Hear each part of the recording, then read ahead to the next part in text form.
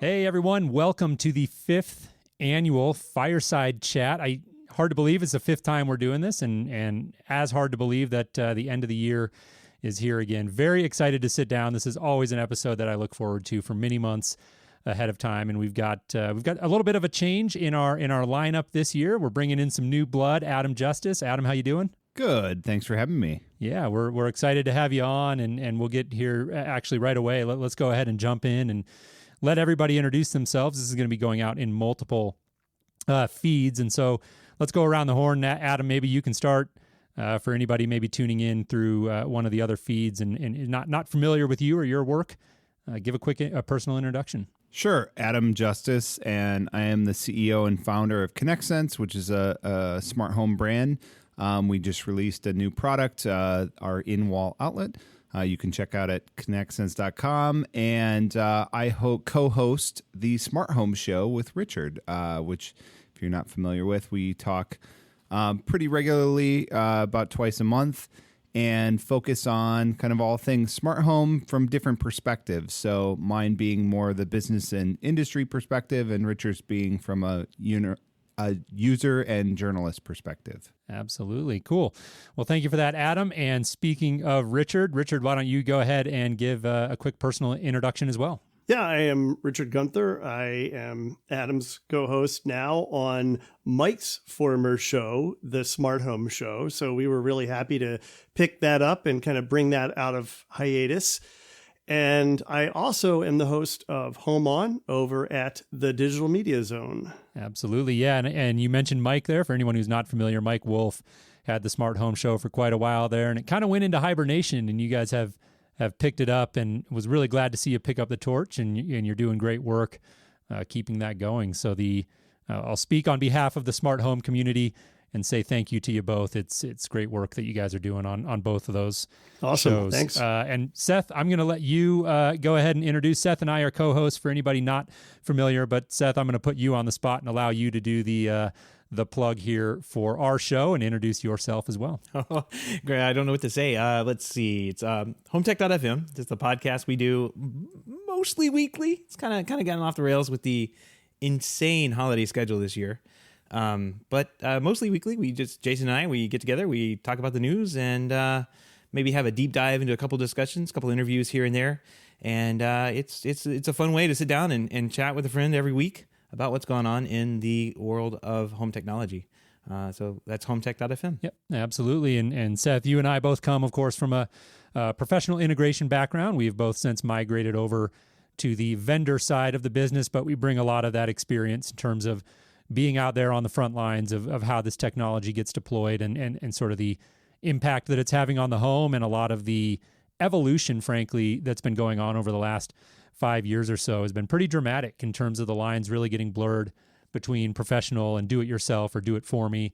It's really fun, been a fun journey to follow that along for the last several years, and looking forward to this episode, as I always do, because it's a great opportunity to zoom out and talk about some of those trends. And that's what we're going to do here. And we've got a lot to cover. So let's go ahead and jump right in. Really quickly, I'll mention that we're going to structure the show really in two big parts. So number one, we're going to talk about what was your sort of some of favorite or most important stories of the year. And we've prepared together and come up with really a handful of pretty big stories that we're all going to chime in on, and really excited to dive into those. And then on the back half of the show, we're going to shift gears and take out our crystal balls a little bit and look forward to 2020 and talk about what our themes are that we're looking forward to in the year ahead. So let's go ahead and jump in and get started. The first big story that we want to talk about here in what was a very busy 2019 is this idea sort of people almost giving up on the smart home or downgrading their expectations. A little bit of dose of reality, I think, has been injected into what was really, we were early in the hype cycle 4 or 5 years ago when at least when Seth and I started covering the space. And Adam, I know this was a topic that you sort of brought to the table in our discussions, and I'd love to have you sort of tee it up and provide some of your thoughts on this trend. Yeah, I mean, I think, first of all, I would say this is not my favorite topic of the year. It's not one I'm super excited about, but I do feel like it's important and just kind of a shifting of the conversation around smart home. And, you know, I think there's been a general narrative about this throughout the year I'll give two examples where I know it came up. One that jumped out at me, a friend of probably all of our shows, Stacey Higginbotham, at one time, one of her newsletters was very, kind of her throwing her arms up in the air and saying like, none of this stuff works together. I'm sick of it. Like it just kind of, saying this isn't working kind of thing. And the other kind of example was, Google kind of changed their marketing slogan around smart home to helpful home. And the narrative around that was like, we're not going to promise the smart home anymore. We're just going to shoot for helpful and hope we can hit it. Yeah. Well, and I would add one more thing. And I think that is kind of the very vocal assertion from Charlie Kindle over at Control 4 saying, you know what, this DIY thing, it's just not working. Yeah. Right. Yeah. I heard Charlie speak, and I think Richard and I might have touched on it on our show. I heard him speak at a smart home conference earlier in the year in front of, a room full of, experts in the industry, manufacturers, things like that. And to give that message to that group, I was kind of like, what are you talking about, Charlie? You're going to stand up in front of all these people and tell them this isn't the way? Yeah. Yeah. Charlie's definitely an interesting one with his perspective because, his work, just in case anybody's not familiar, of course, over there at Amazon with Alexa for smart home, headed that all up and, then moved over to Control 4, very professional, dealer-centric channel. And even before he had made that move, Charlie was very vocal on his blog about, hey, the DIY thing's not all it's cracked up to be. And even I, as this total tech geek, like have a professional work in my home.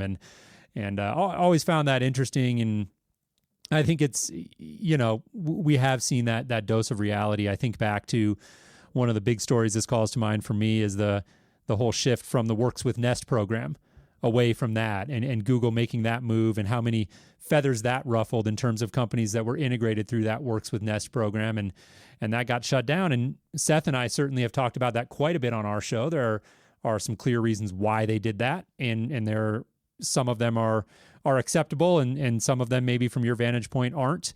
But ultimately at the end of the day, it ties back to your theme, Adam, which is people are downgrading their expectations because a lot of end users had those integrations set up through the Works with Nest program, and they're the ones who are really going to pay the price and be affected by it. And it's not just Works with Nest. I mean, we saw a lot of consumer product kind of fade away. Is Wink still hanging in by a string? I think it is. I think as of the time of this recording, Wink is still around. Totally stealing from one of our future stories. Oh, sorry. I'll move on to Stringify. I guess it's kind of that theme too, right?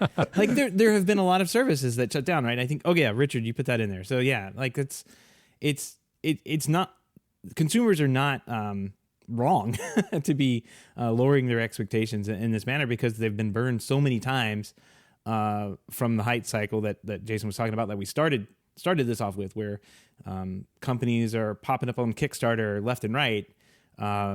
Introducing new product that may or may not hit the market. When it does, they get acquired and they stop supporting this thing. Or, they've been burned so many times in the last 5 years. Of course, it's time to kind of like take a deep breath, step back from this stuff and look what actually does work and maybe, wait for something to come along that fits your budget well, that does what you want it to do. Right. The smart home has definitely, I mean, Jason, as long as you and I have been working in this business, it's been talked up as being a smart home, but it's never been truly a smart home. It's always been a couple of things for home automation, but the home has never really adapted in any of the products that I've ever dealt with. It's never been like adapted around the lifestyle and living conditions of someone who lives at the house. It's all been like convenience programming that we put together to make the lights turn on easily, if there's a bunch of loads in a room, or the TV to turn on if there's a bunch of sources and receivers and audio zones and that kind of right. thing. It's never been like walk in the house and listen to whatever Spotify station that you want to, with the temperature and lights adjusted to the conditions you want, all predicted with some kind of robot AI. That future is not. It's we're moving to 2020. We don't have jetpacks. We don't have a smart home either. Yeah, exactly. Well, I think you bring up an interesting point because we talk about people downgrading their expectations, which of course is predicated on the idea that they had high expectations in the first place, right? And I think many of us have, of course, those of us who follow the space and the more geeky enthusiasts, and I say that in a good way, considering myself a geek. Those of us in that category certainly are downgrading our expectations. But I think there's a parallel conversation here where when you zoom out, for the vast majority of the population, we're still early, and like the expectations have never been high, or they've never even existed perhaps for large segments of the population. So, I think this is a natural correction and is part of that adoption cycle.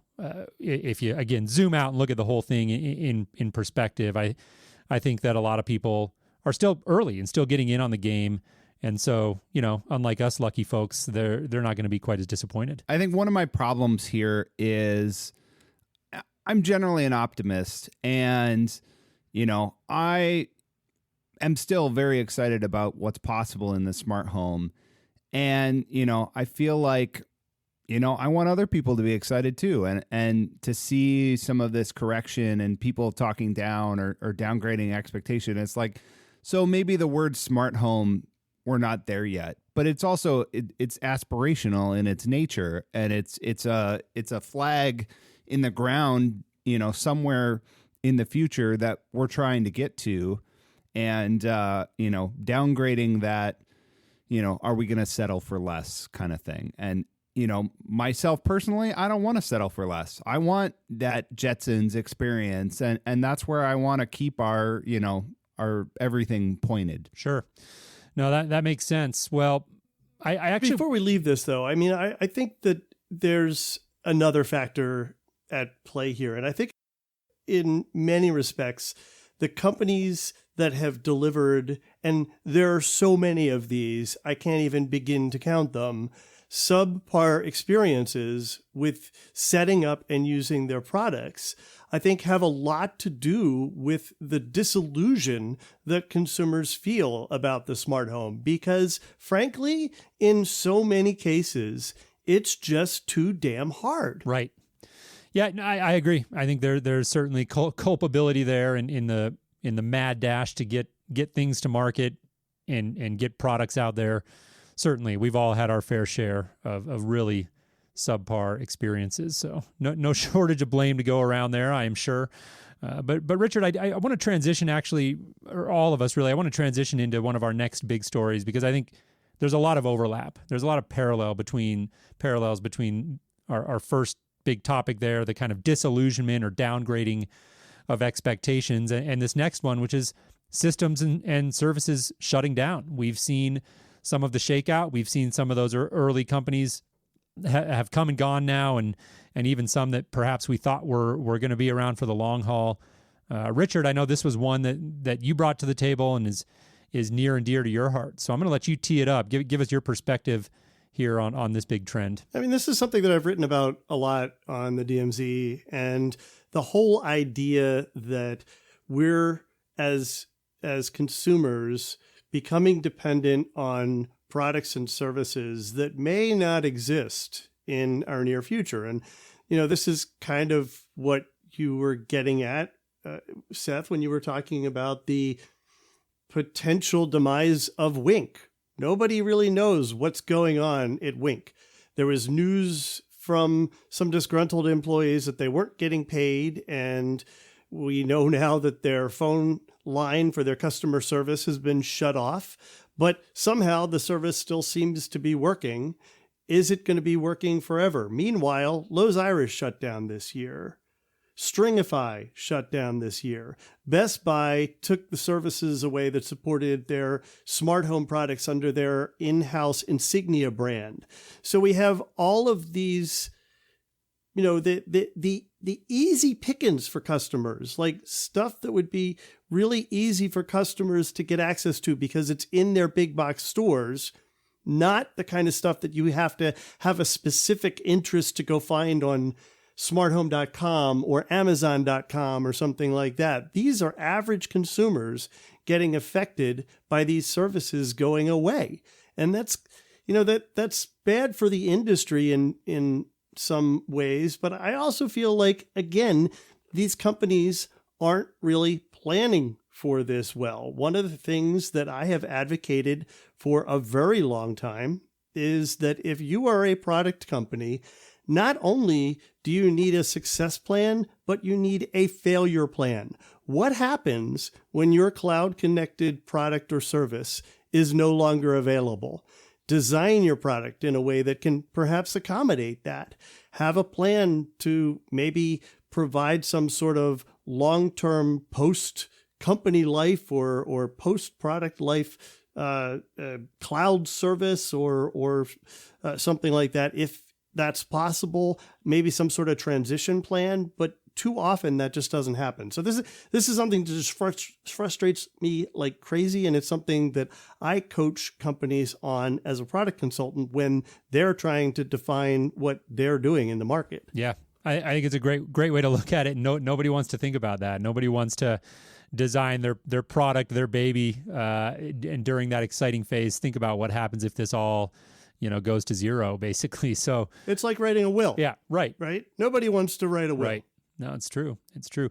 Adam, go ahead and chime in on this one. Yeah, I mean, I think I agree, and I see the frustration, but to a certain extent, some of this had to happen for things to move on. And I think one of these that was touched on was the Nest thing and the Works with Nest thing, and ultimately, I understand why they did this, and from a business perspective, sometimes you gotta kind of cut the ropes to the dock to get out to sail, and that's sort of what this one felt like to me. And I think once we get a little bit further from it, I think we're gonna see it was the right decision for them, and but I also see why people are upset. Sure. I love Adam's different perspective on this. And this is actually, for those who don't know, this is how Adam and I do the Smart Home Show. He's looking at it from the industry, because what Google put into the mix was a B2B problem, right? What they're taking away Works with Nest had a huge impact on other businesses, much less so on consumers. Consumer stuff is still going to work, just maybe not as well. Whereas I was talking about the companies that had products in consumers' hands that no longer work anymore. And it's interesting because I hadn't thought about that huge impact that Google's changes have on all these other companies that depended on the Works with Nest program. Right. Well, Seth, I know for you, in a way, this is all great news, right? You get to build out your graveyard, your wall of shame there. This is kind of a morbid way of looking at it, but I do want to say one of the great shows you guys had over at the Smart Home Show was how you make a smart. I don't know. I'm looking for the title of it right now, but you guys did an episode fully devoted to basically like what are the processes of designing and launching a product in the smart home space, and like what thoughts and things go behind that. And I think we could probably put a link to that in our respective show notes to reference that show, because it was really good of explaining some of the like ins and outs of this. And I don't really remember if you touched on like the obsolescence planning, but I think that's a good thing to be thinking about if you're putting out a product, is to like, well, what happens if things go south, or one day we don't want to support this anymore. Like it just kind of the support overhead cost of running a server is more than we're making off a product.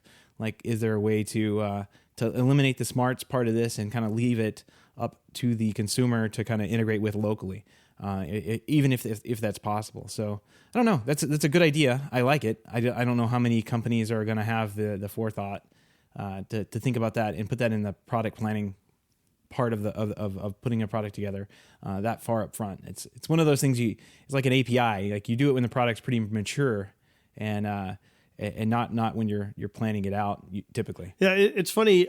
Here's a quick story. I actually know of a company that put a trust in place to ensure that their services would continue to get support if anything happened to them. Yeah, that's not uncommon. That also, we do stuff like that sometimes where we're doing business with another company, and if we own the design, there's basically, you put in escrow all of the design files and production files and stuff like that, and it's like, well, we own that, but if for some reason the company went under and they needed to keep producing that product, then all of that stuff goes to them. Yeah. It's episode 173, I think is the one I'm referring to. It's smart home device pricing, and kind of it's kind of a good deep dive into what how products get put together. I thought it was a pretty good show. So check that out if you haven't already heard it. Smart Home Show 173. Yeah, absolutely. Well, let's, I think I don't have a lot to add. I think we talked a lot there about when things go to zero or something gets shut down or a company fails, but this also happens when products get acquired too. Like back in 2014, I think of Revolve, and they got acquired and then promptly shut down. The Neo remote was a huge DIY hit, at least had a cult following. I don't know what their overall numbers were, but they had a very sexy product that a lot of people really loved, and they were acquired by Control4, and then it basically became, this is a pro product now, and things are shut down. And so these things happen, and I do agree that it was a big trend in 2019, definitely an unfortunate one for consumers, and I think something that all businesses and consumers entering the space have to think about. Alluded there to Control4. They are, of course, acquired by Snap AV. That segues nicely into one of the other big stories we wanted to talk about this year, certainly shifting here to a pro angle on the smart home. But I would say unquestionably, probably the biggest story of the year was Snap AV's acquisition of Control4. Seth, I know this is one you had some thoughts on, so I'll go ahead and hand it over to you here. Yeah, I was thinking of how to, if you're listening to this and you don't know who Snap AV is and you don't know who Control4 is, I was thinking about how this would be related to just the general public smart home space. And I'm like, well, think about it if Amazon acquired Ring. Oh wait, they did that. So it's kind of like that big of a bombshell within our own little channel, right? Like it's our largest, arguably one of the largest distributors in North America, acquiring one of the, if not the largest, prosumer space control and home automation system, and bringing that all into the fold under one big umbrella. It is, and I think will have some interesting consequences moving forward with these two companies and with the industry at large. I mean, Snap AV has been and was on a tear already of acquiring distributors from around North America to have a local space in certain markets. And they have that now. They have all of their products in there. And I wonder if, how that's going to go out with Control4. Will we start seeing an easy way to go if you're a dealer in a market with a Snap AV store nearby? Are you going to be able to go pick up some Control4 without having to wait a couple days for that to come in? Really good stuff. And I mean, for a Control4 dealer, I'm a distributor. I don't really compete with Snap AV, but we're out there. And it's just really interesting to see these big guys kind of doing their thing, and I think shaping this industry, or this particular part of the industry, this little channel that's set up in the industry. They're going to start shaping it more than we think in the next couple of years. They were like Thanos walking around gathering up their stones, and yeah, exactly. It's true. Snap AV's been on the warpath this year. Cool. Yeah, I think I'm happy to jump in here. Snap AV's acquisition of Control4, definitely, again, in my opinion, biggest story of the year by far in the professional space. And Seth, I liked your analogy there. For people who aren't familiar with the space, it's a niche industry in the grand scheme of things. But if you just zoom in and look at just that niche industry, yeah, it very much was the equivalent of like an Amazon buying a Ring. It was a very, very big deal. It was a bombshell in the industry. I think very few, if any, people saw that one coming. And I think in hindsight, with any deal this big, there are always going to be winners and losers. And we know that. And there's going to be some shakeout. Some good people are going to lose their jobs. Some product lines are probably going to get axed. There's probably going to be a little bit of fallout on the consumer side. But, I've had the privilege in the professional space of getting to know some of the very top people at both of these companies. And I think from both a culture standpoint and a dedication to the professional channel standpoint, they're top notch. These are two companies that get it. They're going to do everything in their power to make this transition a smooth one.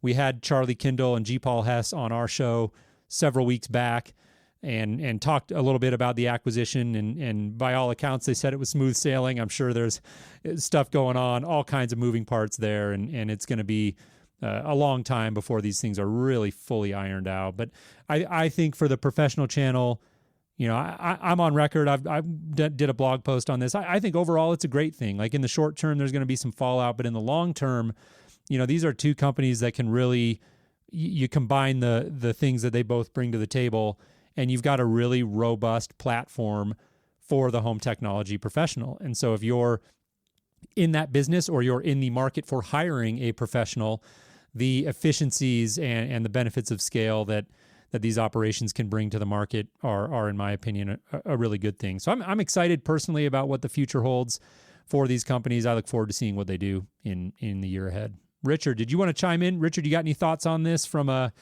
your vantage point?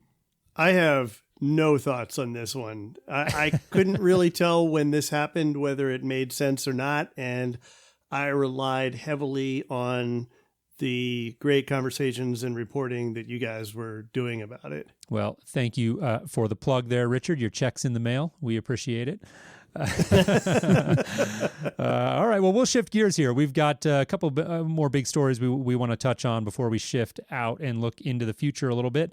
Another one here was from shifting back into the consumer space, Ring's security woes. I know this started back in, I think, January. Seth, this is one you brought to the table. Tee it up for us. Yeah, I was, well, I mean, even as of like last night, I think there was another piece written about some issues some passwords, I guess, people had hacked or something for the Ring products. But I went back and looked, and sure enough, in January of 2019, we were already starting to see these.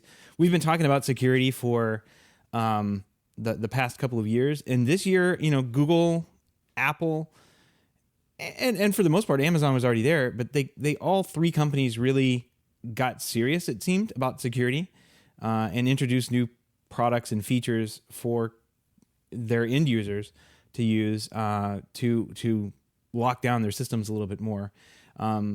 I think Ring is kind of just an easy target. We're seeing people write stories that say that they've been hacked, even though it's maybe a bad password or a reused password or something along those lines. Ring, for their part, says we're not seeing any indication that we've lost passwords, but maybe these are reused passwords that people have hacked elsewhere, and they're just trying the same email and password for Ring, and lo and behold, it works. But I don't know, like it Ring's a big name because, you know, Amazon's a big name, and tangentially you're going to get these stories written about them. But I still think security is on the forefront of consumers' minds, and I was glad to see this year. I mean, Ring's had their problems this year. They've had a number of security like hacks or breaches or whatever that were reported to them and they fixed properly within time. I think I counted like 2 or 3 of them this year. That's done right. That's security done right. And I think they should get credit for that. But I would like to see more being done with security around the entire industry to start locking down products a little bit more, making them a little bit more secure, and keeping that, you know, end user data appropriately stored or anonymized where it can't be used and taken advantage of by external sources. Yeah, you know, I think if anything comes out of this, it is that last point you made, that Ring, if nothing else, should kind of be a reminder to all of these companies that they need to be taking security, particularly on cameras, but on any of these IoT devices, very, very seriously. I believe that Ring is, and they're reacting to things that have occurred pretty quickly. There's some argument that perhaps they should have had two-factor authentication required. Frankly, it pisses me off when companies do that, so I'm glad that they don't. I think users should have options. And there are people complaining that they don't notify you when someone logs in an unexpected area. I turn all of those notifications off because I hate that crap. So I think, it's easy to vilify Ring because they're the recent billion acquisition and now they're owned by $1 trillion company. And wow, hey, this is deep pockets. Let's start attacking. And if it's not that, then it's about how they're using your data, and police have access to it. And well, how long can the police keep it? And what if, well, but the police can ask you for it. You might feel compelled to give it. Okay, whatever. I think the thing that this points out is that these devices do have flaws. They are being addressed, and everybody who has a device needs to be on top of this stuff. What people seem to forget is that your computer and your phone, and maybe your tablet if you have one, that you use every friggin' day, receive literally dozens of security updates every month. Yeah. No, it's a great point, Adam. I'd love you to jump in here. You of the four of us, you have the unique perspective of being on the hardware and the manufacturing side. How are you guys thinking about security, both specifically to you guys and then, broadly speaking, as a trend in the industry? Yeah, I mean, I think one thing that we've always been really focused on is security being a part of the design from day one. And, whenever we're taking on a new product or making changes to our infrastructure, we're always looking for ways where we can make it more secure and, kind of enable that. So it's something we're constantly looking at. And, as Richard said, I do think Ring is taking this seriously. I do think, some of this is just them being a big target and people, trying to pick on them. We see this all the time in the Apple world, that, everybody's got their sights set on them. And so any little thing, everybody comes at them. But, I think with Ring being, security systems, cameras, particularly sensitive and private stuff, their responsibility is so much higher than everybody else's. And so, everybody's holding them accountable. And I know one of the things I remember seeing was around stuff about during provisioning and when the device was in provisioning mode, it was an open access point. It's like, that is so common. There are so many companies that do that. It's like, not only is it so common, to hack something like that and retrieve the Wi-Fi credentials at that point in time, it's like beyond threading a needle, right? It's like right. threading a molecule within the needle. It is, you'd have to be the biggest nerd sitting in a car with these antennas sticking off of it, right outside the front door, just waiting, knowing somebody's going to set up their Ring doorbell. And if you're, I tell you what, if you're, I got him. Yeah, finally. If you're setting your Ring system up and you turn around and you look behind you and there's a guy just staring at you from his car, maybe just wait till he leaves and then you're secure. Yeah, with giant antennas, it's the dumbest thing I've ever heard. Looking of. back and forth at his laptop, waiting. Yeah, I totally. agree, but I think what's unfortunate about that story is that's not the headline. The headline is, Ring vulnerable and, poor security. And those of us who are in the industry and who know that, right. know that attack vector is so small and so minuscule and whatever, but that's not what people read. And then, you get, there's all the tinfoil hat people that are like, well, that's why I won't put any of this stuff in my house and I'm not going to let the government spy on me here. And, it's like, you're just giving food for those guys. And even if they responsibly patch it, which they did, it was responsibly reported by a research company. It was patched before it was even announced. It's not even a problem that's in the wild anymore. On all Ring devices worldwide, in one push out, roll out of firmware. There's no credit given to them for that. The headline is still Ring devices are vulnerable to hack. They can get your Wi-Fi credentials. It's like, yeah. Oh man, come on! And you're right. People damn the cloud infrastructure for that. But the thing is when you get the Ring device on the cloud, the first thing it does, just like any other cloud device, is download firmware. and it updates and gets rid of all those security holes and reboots. And then anything that could, possibly have gotten into it or anything that has possibly changed, is gone because it's a completely new system ready to go. It's wild that it gets such a bad, that cloud devices get such a bad take when they are substantially more secure than local devices like that. Yeah, and I think the other point here too, we've done work with some of our clients and our stuff where we work with security companies and they'll bang on your stuff and they'll tell you what all these different angles are, and then it's a choice you're having to make. And usually what that balance is user experience and some like super narrow, like we talked about, attack vector, guy in a van kind of stuff. And you want to balance how much of a pain do I want to make this for the user versus how likely is this one very small thing to happen. And so those are choices companies have to make. And that's something that everybody has to struggle with. And there is a way that this pendulum could swing too far that would negatively impact the entire industry, because we'd all say, well, this stuff's too hard and it's too hard to set up. And it's like, okay, well, it's secure, so, enjoy. But, that's definitely a balance that everybody has to strike. Right. It reminds me of the story where we heard that voice assistants could be hacked to open your garage or disarm your alarm. And then you find out it's like some guy sitting across the street from your house with a laser, aimed through your window. We fixed that, Jason. We fixed that. We did. It's a big problem. It's a big problem.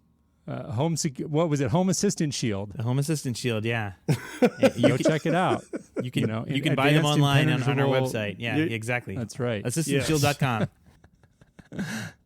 It's so popular we don't even remember the domain. Yeah. It's Assistant Security Shield because of the, you need that acronym there.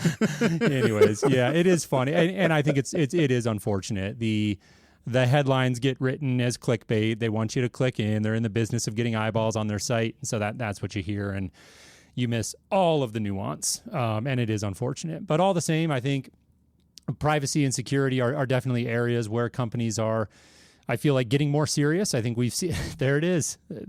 Too bad we're an audio only show, but Seth's got one of our functioning prototypes of the Home Assistant Security Shield. So go check that out.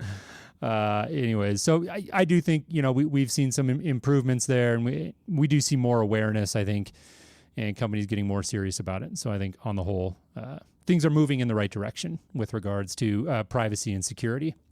I do want to shift gears here and talk about kind of the last big story, and I'm feeling a little bit repetitive on this one. Every year it seems to get bigger. I know this is a story I personally have been very interested in the last couple of years, and it's the streaming landscape.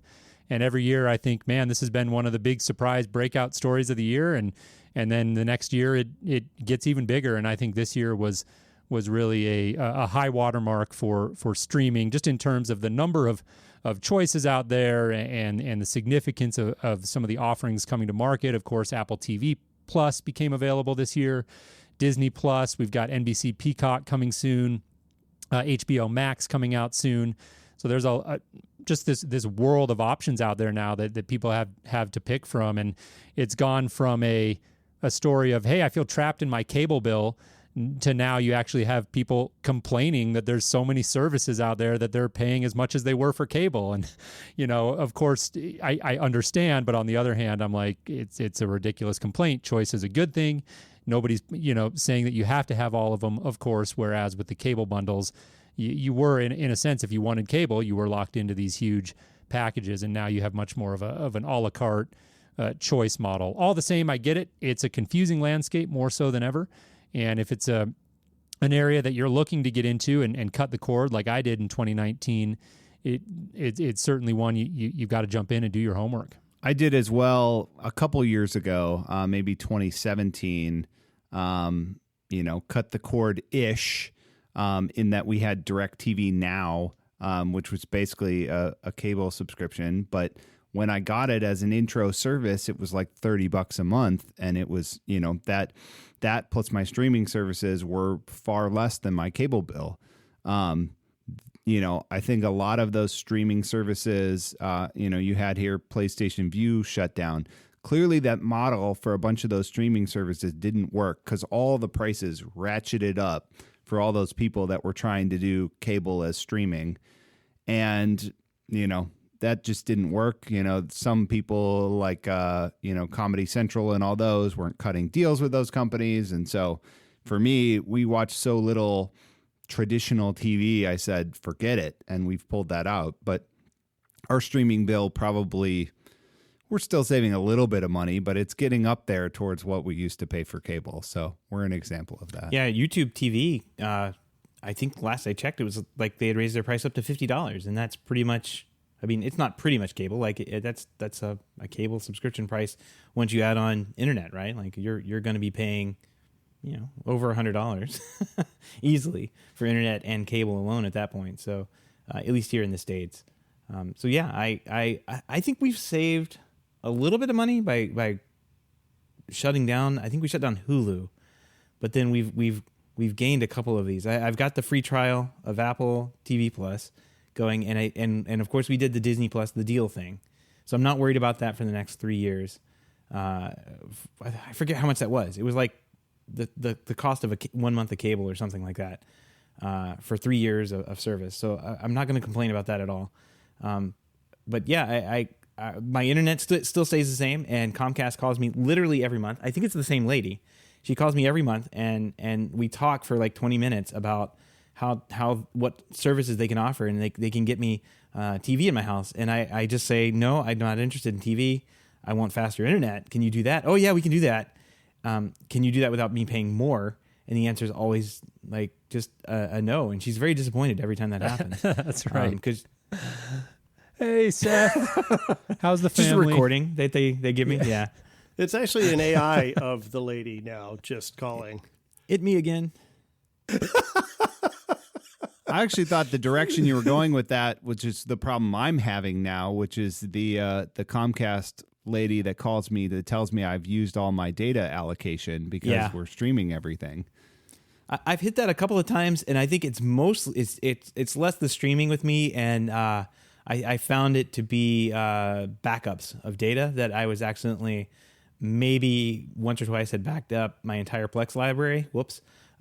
So I think that was doing it more so than than just streaming. I haven't hit that mark with streaming yet. You wouldn't have that problem if you just had a few cable channels. I blame my wife who works from home and often will like have Netflix running in the background or something like that. Hopefully 4K all the time. Yeah. Well, yeah, that was one of the ways we solved it. I was like, well, if you're just running this in the background, you better down res this, and that's going to help. So, so am I the only person who has not cut the cord? Sounds like it.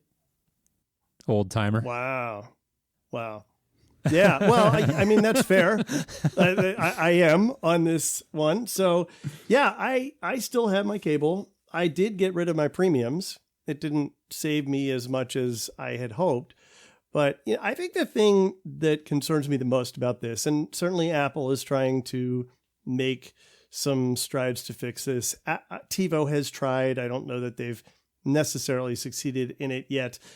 There's a service called Minnow that acts as a front end on your devices to all the different services that you might have to try and make the discovery problem a little bit easier, because this is now much, much harder to find the show that is out there and you want to watch, but you probably don't even know what service it's on. That happens all the time. Or in my household all the time, I end up with a situation where I go away and Edward doesn't know where that movie is that we have. Is it on this service or that service? Now, luckily, Movies Anywhere has solved most, but not all of that problem. So, the industry is slowly fixing some of these problems, but I still think discovery right now is really confusing. And I hope that we see some more companies trying to do something innovative there. If most of the time when I'm trying to watch, when we think of a movie, like the other night it was the Nightmare Before Christmas we want to watch. we're like, if we don't own it, if it's not in the Plex library, then we go to a website called Just Watch or something like that. I think I have a Just Watch app. Yep. And I search for it, and it's kind of like this Minnow thing I'm looking at here. It kind of aggregates all the movie streaming, and it can kind of tell you where you can get it for free or you can pay for it. And I think that's pretty good. So I fully expected Apple TV to be there one of these days, but that one, Apple TV has replaced Hulu as being my interface of just I don't want to go in there and deal with it anymore because it. Wow, the target really? of Seth's ire. How can it possibly be worse than Hulu? Come on. No, it's not. It's not. It's only worse than Hulu because I've deleted the Hulu app. Because he got rid of Hulu. Yeah. So, for all the complexities, and I agree with all of those, the kind of paradox of choice gets a little overwhelming, and then you've got the discovery problem. So there are certainly problems. The bills are starting to creep back up to what cable was, but I think you put all of that on balance, and on the other side you have really almost a golden age of content. There's so many good shows out there to pick from right now, and there's something for everybody to get into, and there are different streaming services that no matter what your flavor is, you can find something that works for you and your family if you've got it. So lots of resources out there you can go dig into to get educated. Seth and I know have talked about lots of those on our shows. And so I think on balance, it is very much a good thing. And I'll be curious to see what 2020 brings as far as the momentum and what other services are going to come. And then in the years ahead, like, do we start to see a similar pattern that we've seen where a lot of these early companies, like maybe is PlayStation View the first of a pattern where some of this has to shake out and more of these services have to kind of die to make room for some of the bigger ones to continue to grow. So anyways, speaking of that and kind of looking forward there, let's shift gears into the next big segment of the show. We talked there for a while about what we thought the biggest stories were of 2019. Let's get the crystal balls out and look forward into the future and see what are the big things here that we think are really going to define the year ahead. And so, Adam, I want to start with you here, talking wait, about... that's not how I picked mine. Hold on. Not how I picked mine either. What are you most looking forward to? So these are different, is what you're saying, Richard. So what you're looking forward to may not be exactly what defines 2020. So point taken. Thank you for clarifying that. So, Adam, let's come to you here. What are you looking forward to most in terms of big trends moving into the year 2020? So I think I am interested to see how all the major voice platforms and smart home ecosystems move forward in 2020. And we had some interesting news this week as we're recording of a new smart home standard, simply called Connected Home over IP, but Chip. I want to call it Chip. Why don't we call it Chip? Come on. Stop trying to make Chip happen, Richard. So the jokes practically write themselves. So, I mean, the big story here is, major companies, Apple, Google, as well as Amazon, working together on a smart home standard. So, and, other players involved. I believe the Zigbee Association is part of the mix here and will likely be the standards body. So I think there's two things at play. They're promising a draft spec by the end of 2020 with all the member companies and people working in the working group. So I think it'll be very interesting come late 2020 to see where that happens. But the other piece I think is interesting here is where do all those ecosystems go while we wait for this additional standard to happen? Are they going to be stagnant and not make investments, knowing that this may be where the future is? Or are they going to plug forward knowing that, okay, this is another thing we're working on, but we're not going to fully bet on it. So we're going to keep, piling and innovating in the places we've been innovating today. Am I the only one old enough to remember, like, when the thread was like the same story? I don't know. Like, it just seems like this story comes up literally every year, and Yep, it's still the same story. Yeah, I'm. It's like Bluetooth. It's going to be the future of the home, and it just never. I mean, we never see a Bluetooth home put together. I don't know. Like, it's always next year with this stuff. And I'm glad, I guess, they're still working on this, but like really another standard. This is what we need. This is what we're going to work for. I don't know. Like, I'll be much more excited when it's a shipping product, I guess, is kind of where I'm at. Yeah. I'll actually that I get, but go ahead, Adam. I'll blame Thread as to why we're not going to be a part of this working group. We were part of that in the initial first year or whatever. Nothing was done, and I'm like, oh well, we just wasted. I don't remember. It was like $10,000 or $15,000 to be part of Thread. I was like, well, that was money. We just set on fire.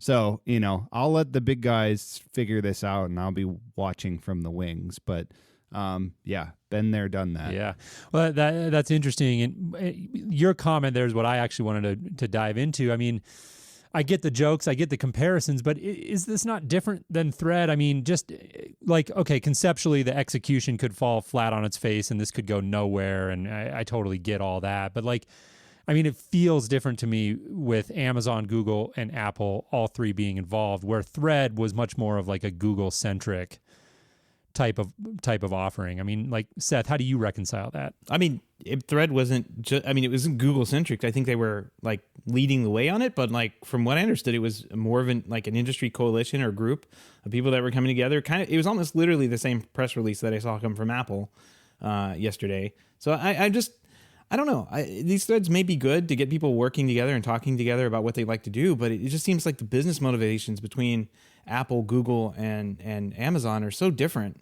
I don't know. Like, this isn't going to lead to like an industry standard on. It's just a communication standard. It's not an industry standard on like how home automation setup and install is done. Like that's not going to get done because Google, Amazon, and Apple have their own independent ideas of how you set up and deploy a smart home. And I think that's one of like Stacy's biggest problems that she was having was like she moved and she had to tear down a home system, and then when she got to the next place, it was like getting the stuff set back up was near impossible because none of this stuff saves itself and can be transferred easily.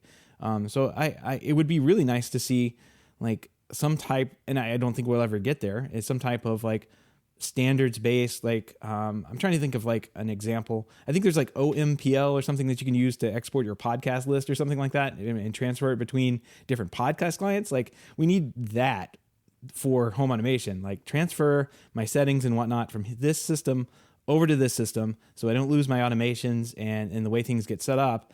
And that can't be very difficult to do, but I think the industry is just not mature enough to get there at this point. We're still worried about the communication standards that we figured out a dozen times at this point. I'm very saddened to report that I can't find a Wikipedia article on the number of a list of home automation standards. There's got to be something out there on this. Well, there's one more. There's one more now. I think the one thing they are trying to do here, and as a company that builds stuff in this space, it excites me, is they're trying to have where a company could build to one standard. There is a standards body you would certify that with, rather than each of these companies having to do that, because that's what happens today. When we have a product, we have to get the Amazon certification done. We have to get the Google certification done.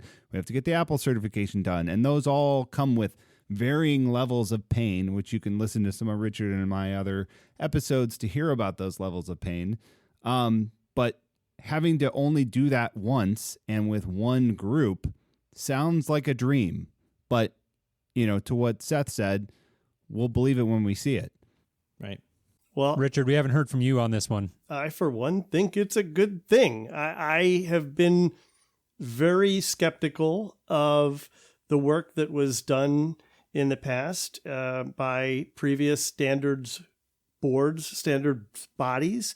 I recognize that there are too many of them. In fact, as a result of that, they've been consolidating, which is probably a good thing. But anything that is a consolidated effort between Amazon, Apple, Google, and one of the kind of legacy, if you will, players, Zigbee, I think is ultimately a good thing. Now, how far it goes, how fast it goes, what impact it ultimately has, I think it's we're yet to see that. But this is not one that I'm willing to kind of poo-poo the same way I did with AllJoyn when that announcement came out. Oh, you totally. I was like, remember AllJoyn? I was just about to say that. No, that was a disaster out of the gate. I don't know what the hell they were thinking. Remember Thread at least had a better plan together. AllJoyn didn't have good vendors on board. They made this promise that the user interfaces were just going to build themselves. It's all magic. Yeah, no, that's never going to happen. So, well, we'll see what happens here. Right. I think it could be good. Yeah, other than unfortunate companies like Adams potentially flushing money down the drain. We hope that doesn't happen. But putting that aside, I think no bad can come from this in terms of, at a minimum, these companies start to get together and communicate and think about ways to make this better. And, I think it's interesting that, and by the way, I'm gonna transition into my next, because they're very interrelated. Mine was kind of what companies can do to improve the user experience, to take that experience to the next level. And I think a lot of this does revolve around open ecosystems and interoperability. It's still such a minefield to try and navigate all that. And even in my modest setup here as a technical person, it's like I try to teach my wife. It's like, okay, you go to this app to do that thing, and then you can use Siri for this, but not for that. And then you got to use this other app for this thing. And like, for me, it's not a huge deal, but for anyone who's not totally inclined, it is. And you think that, I just find it interesting that companies like Apple, Google, and Amazon would come together like this. Again, putting aside whether or not it's going to be successful, you have to wonder, like, what is the motivation here? And are they feeling this total bottleneck of like, hey, we see a bigger vision. We see a bigger picture of where the smart home could go someday. And we still think that the biggest roadblock to that is interoperability. And I suspect there's some element of that. Like, this has to be self-serving at a certain level in order for these companies to do it. They're in business. And so ultimately, I suspect they're feeling that too. And I think moving into 2020, it'll be really interesting to see, what companies can do to work together to address that. I was frankly surprised to see it happen. I mean, if you would have told me 2 weeks ago, hey, this is what, I heard this rumor, I'd say you were full of it. Right. For those three to lay down their swords and say, the right path is to work together to solve this problem is huge. And I hope they can do it. Absolutely. Some of the other areas, by the way, I'll tee up here in terms of the user experience. I think I lumped several things into here. There's the ongoing like security and privacy conversations, and I think we touched on that. I don't want to spend a ton more time on it, but I think one area that I saw Seth and I talk about numerous times on our show that I think is promising is the progress we saw towards the end of this year as one example of the voice assistants providing more visibility and transparency and options to users about whether or not their recordings are monitored or are able to be listened to. And again, I think this is one of those stories where the headlines tend to really oversell. You said earlier in the show, giving users more choices, being more transparent, I think is a good thing. And I don't think that companies need to go down the road of forcing everybody to use things like two-factor authentication and forcing that upon people. But they should be doing everything in their power to promote awareness, to provide users with the ability to make those choices for themselves. And so I think, combining that with just the interoperability and then the ongoing like service and support of these devices and just making the experience smoother and more enjoyable for a much broader array of users is going to be a really interesting thing to watch in 2020. Yeah, for sure. Cool. Let's shift gears here. Richard, one of your favorite stories moving forward into 2020, new stuff from Insteon. We haven't talked about Insteon at all on this show. I know this is a big area for you. Tee it up for us. Yeah. So, I mean, taking your kind of guidance on how we were framing this very literally, what am I most looking forward to next year? And I'm going to start this out by disclaiming that I am now in a contract relationship with Insteon. But before that, earlier this year, I was doing a lot of reporting on what they were working on and why we haven't heard anything for so long. And I actually went out to California, visited their headquarters there, and talked with some of their executives, saw some of the product that they had, and they're doing some really cool stuff. And I am really looking forward to next year when a lot of that is going to roll out. Probably more than anything, I'm excited about the possibility that my Insteon stuff that I am not backing away from is finally going to be compatible with HomeKit. So, that's something that they have committed to doing next year. So I'm excited about that. They've also talked about coming out with a new generation of products that have some new hardware and new firmware in them, as well as a new industrial design. And I've seen some of the performance improvements that the new hardware is going to enable, and it's really, really impressive. So I think that's cool. They're also going to be coming out with a board very much like what Amazon did, where if they're interested in it, third parties could potentially build Insteon into their products.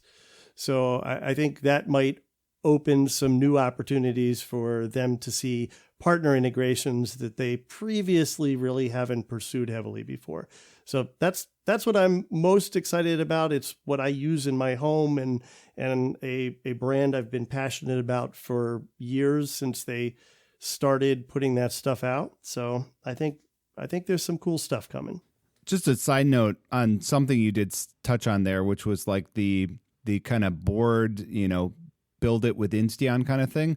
I think that's an interesting overall trend I'm seeing across the board. I saw something at Amazon's reInvent where Wemo is also doing something similar too, which was kind of surprising to me. But, I guess if some of those companies want to give a path to, getting into their ecosystem, it's one way to do it. Did you say, Richard, that they don't currently have HomeKit, or just some of the products that you have don't have availability to connect to HomeKit? Insteon was one of the first 5. If you remember initially when Apple first launched HomeKit, 5 vendors came out with the first wave of products. And it was kind of a mess for all of them. And frankly, I think Insteon probably handled recovering from that least well of all of the vendors.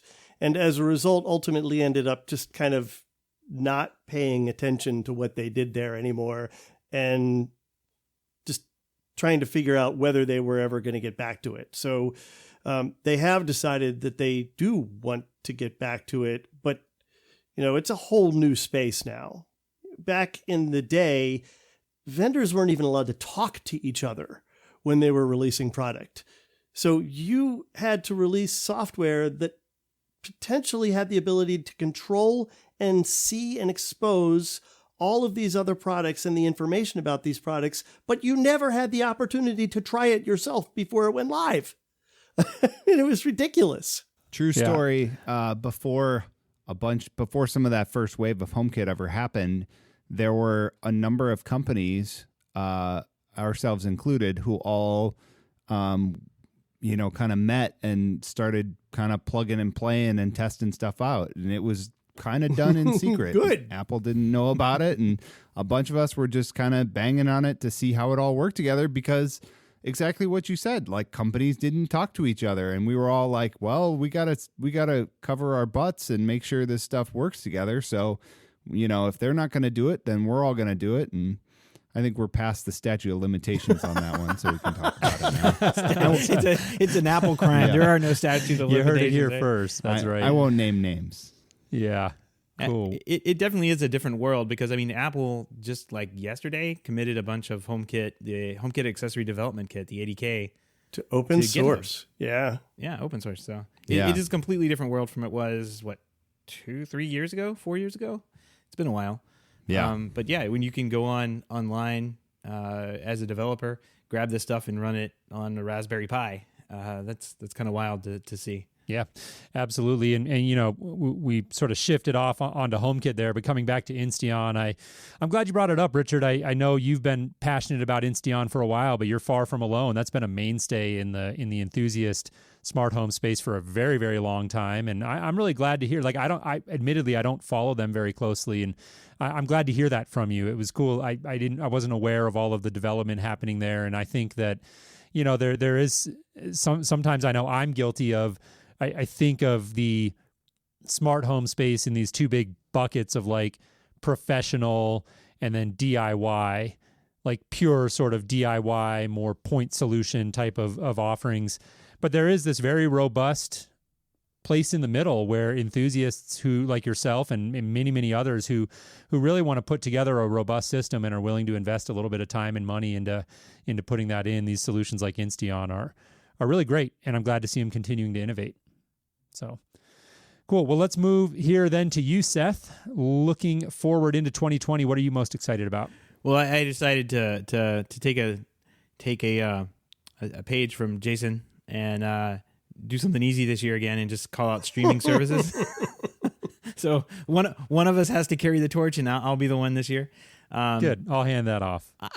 But I'm genuinely, like, I have a few different things. I'm genuinely curious to see what's going to happen with the streaming services as they come to market. We're seeing them mature, as we talked about earlier. And we're going to see more come to market. I think HBO Max hits next year. There's the NBC Peacock one that's coming in next year. So there's going to be a whole bunch more offering, streaming services offerings hitting the market.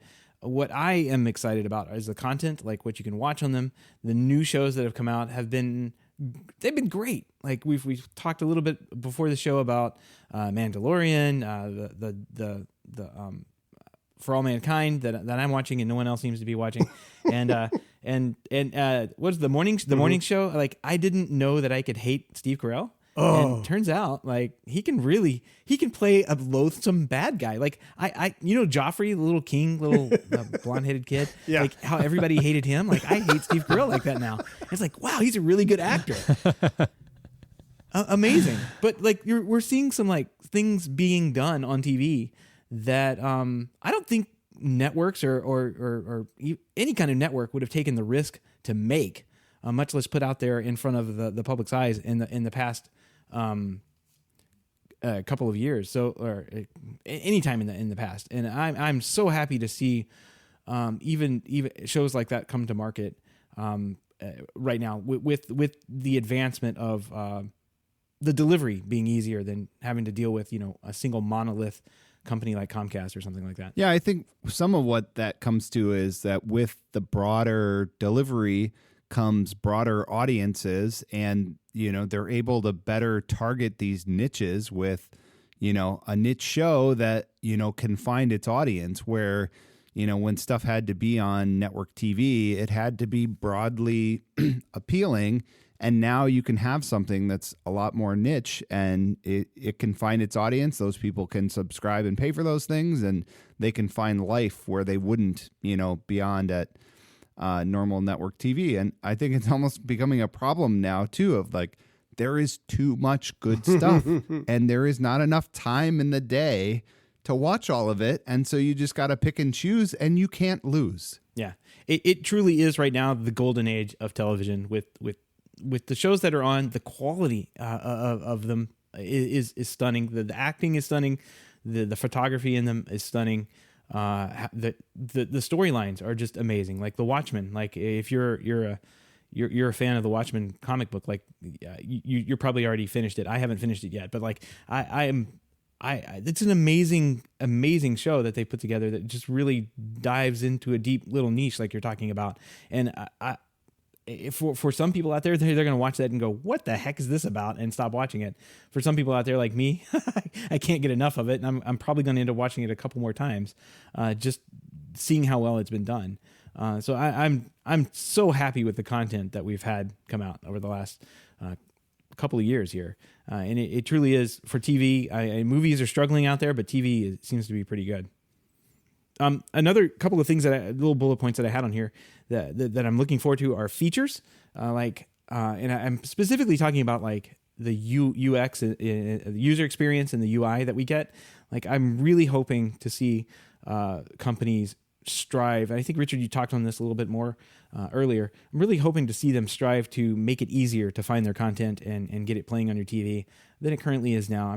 I'm really, like, we're talking about a standard for a new standard for standards for home automation. Maybe we need a new standard for like content delivery into like a single app where you can just go in and watch what you want to watch. Or I don't know. Just a standard at all. A standard, right? yeah. And can someone please fix the authentication model? Please? Someone? Apple That'd be comes great too. closest. Yeah. But not everybody wants to play. They do. Because typing passwords into your Yeah. TV is super easy.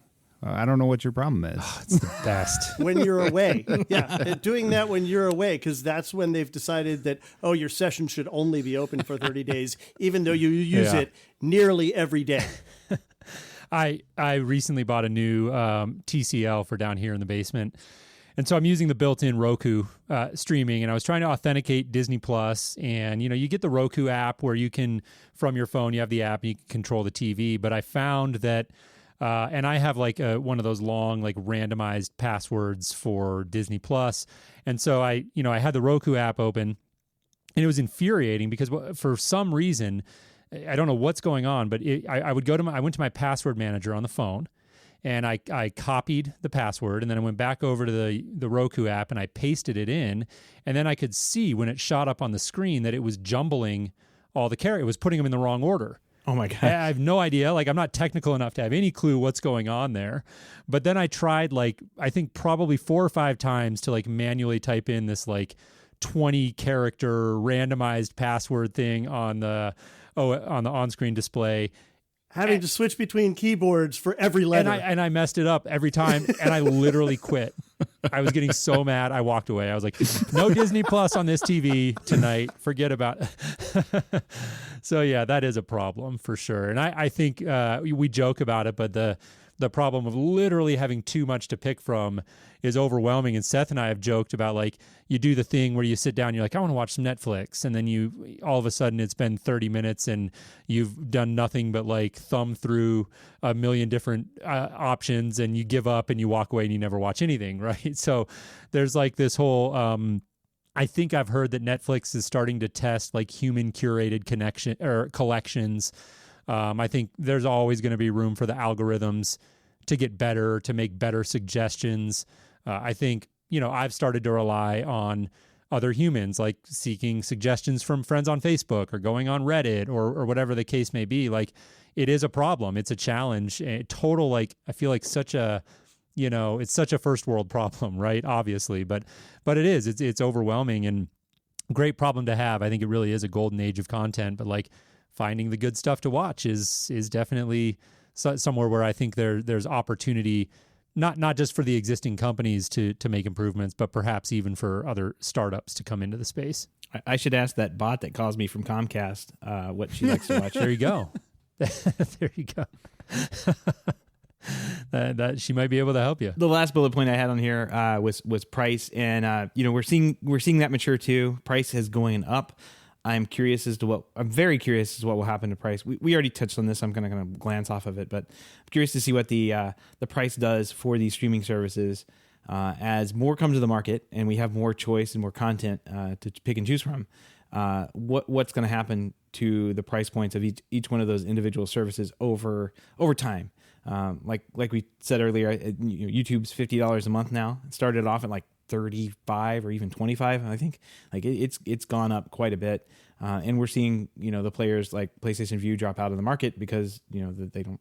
It's a horribly named app, and they should never attach the PlayStation name to it. So like I'm very curious as to what's going to happen there with pricing and how that's gonna work with these studios. Essentially, like Netflix is banking a ton of money into creating the content that we all know and love, but like they're eventually going to have to raise their price because they're rolling that ball down.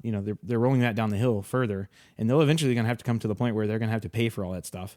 And if their prices aren't at the right price point and they don't have the number of subscribers that month, it's going to be a very, very difficult thing for them to get through. I know how they solve it. They can just offer different packages where you get certain pieces of content based on the price you pay.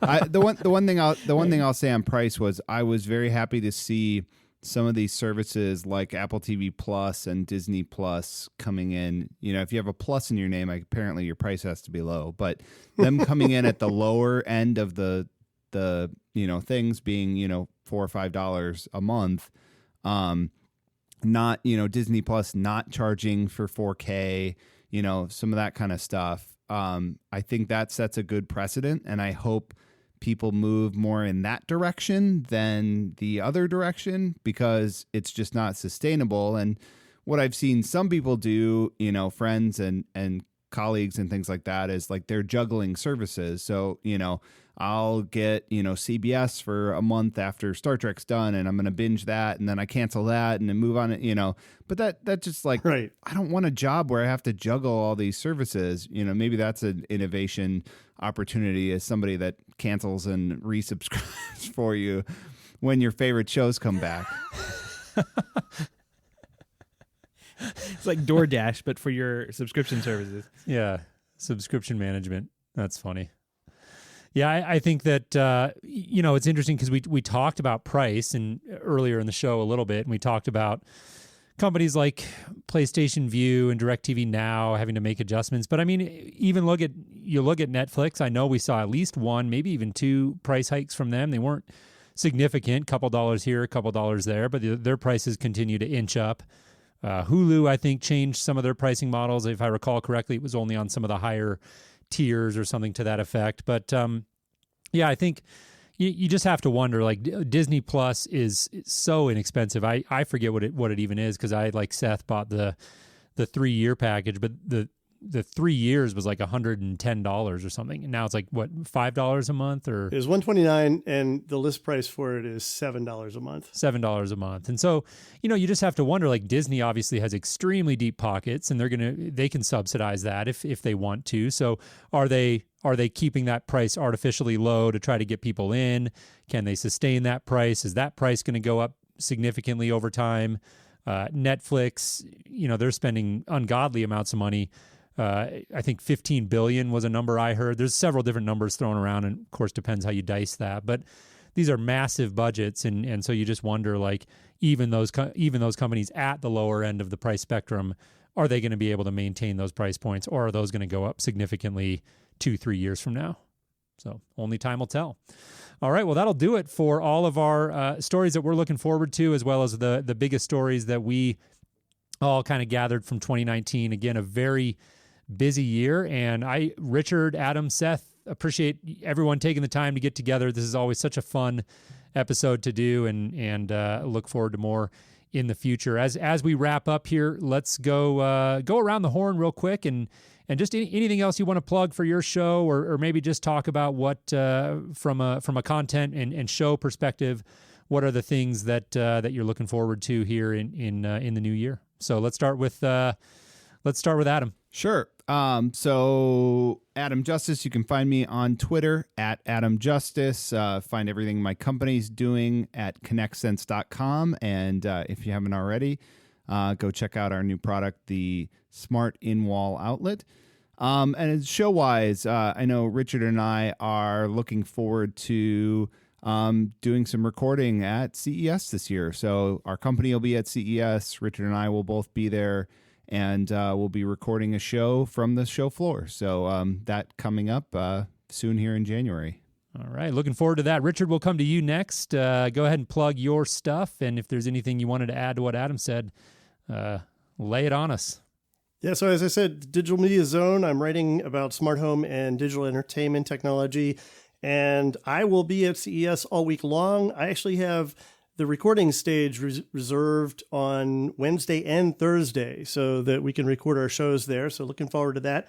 And I'll be recording Entertainment 2.0, Home On, and the Smart Home Show with Adam. So check those out if you're interested. And then just kind of a quick plug for myself.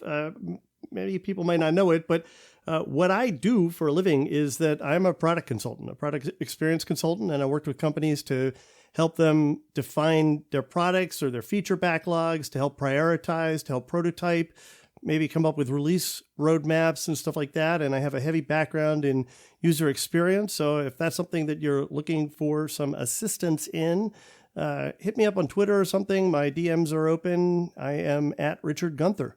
Excellent. Thank you for that, Richard. Seth, let's come to you next. Well, it's Seth Johnson, 50% of the Home Tech podcast crew over there. Jason's the other 50, of course. And let's see, what am I looking forward to? I recently got bored one day and cranked up our blog again. So I'm trying to post what I would call hot takes on there occasionally. Let's see, the last one was 2 days ago, so I guess I need to have more hot takes on things. But one of the things I found was a 4K video of Wham's Last Christmas. So that's on YouTube right now if you want to go look at that. But yeah, I think I'm looking forward to kind of like using that medium, the blog medium, like from 1998, I guess, a little bit more this year, and to kind of work on that for the show a little bit more moving forward. So that's what I'm excited about. I don't know if that's crazy to be excited about a blog in 2020, but yeah, there it is. Hey now. Hey, yeah, it's all about the content. Yeah, exactly. By the way, you guys both plugged CES. I wanted to mention for anybody listening, that's coming right up January 7th through January 10th. So be sure to tune in for Richard and Adam's coverage of that. That's right around the corner. Jason Griffin here, again, the second half of Home Tech.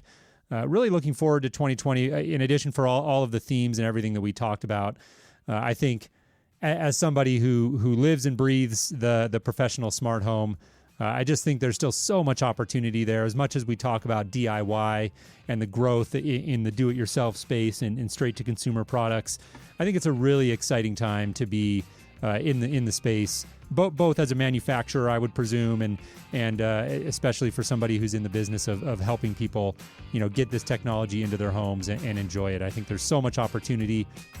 It really still is a green field when you zoom out and put things in perspective. So I'm very excited about continuing to talk about and cover that space. Again, you can find us at HomeTech.fm or at HomeTech Podcast on Twitter. And with that, we will wrap it up. So again, Richard, Adam, Seth, thank you guys all for taking the time to come on and join on this 5th annual Fireside Chat. We hope you enjoyed. We thank you for tuning in, and we'll look forward to seeing you all in the new year. Happy holidays, everyone. All right. Happy holidays.